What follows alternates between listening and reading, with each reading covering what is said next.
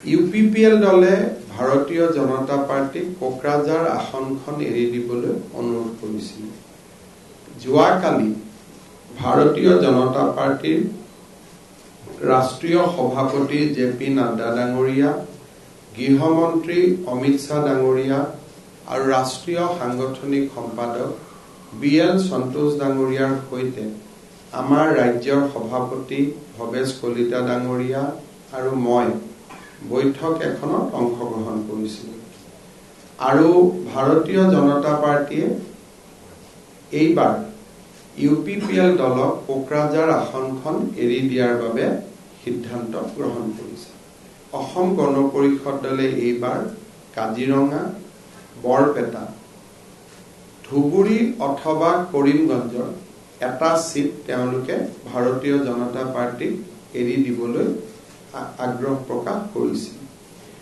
আমাৰ দলৰ শীৰ্ষ নেতৃত্বৰ সৈতে অসম গণ পৰিষদ দলৰ সভাপতি অতুল বৰা ডাঙৰীয়াৰ বিভিন্ন পৰ্যায়ত বাৰ্তালাপ হৈ আছিল আৰু যোৱাকালি বৈঠকৰ পিছত মোক ৰাষ্ট্ৰীয় নেতৃত্বই অনুৰোধ কৰিছিল যে অসম গণ পৰিষদ দলক আমি অনুৰোধ জনাব লাগে যাতে তেওঁলোকে এইবাৰ নিৰ্বাচন দুখন আসনত সীমাবদ্ধ ৰাখে।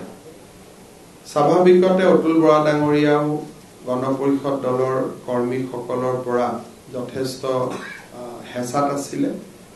আলোচনা হওঁতে আমাৰ কিছু সময় লাগিলে, কাৰণ সকলো দলৰে কৰ্মীৰ আশা আকাংক্ষাৰ ওপৰতে দলৰ নেতৃত্বই সিদ্ধান্ত ল'ব লাগে।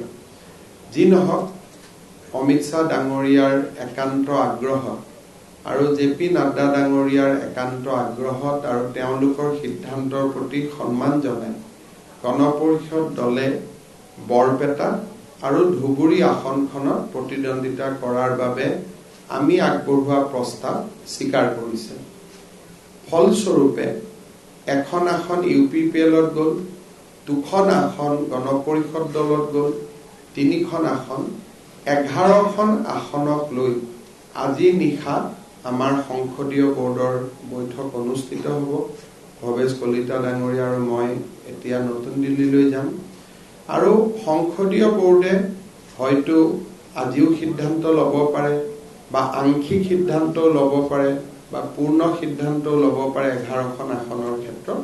সেইটো সন্ধিয়ালৈ আমি বা নিশালৈ আমি বুজি উঠিব পাৰিম। বৰ্তমান আজিৰ দিনটোত আপোনালোকক জনাবলগীয়া তথ্য এইটোৱে।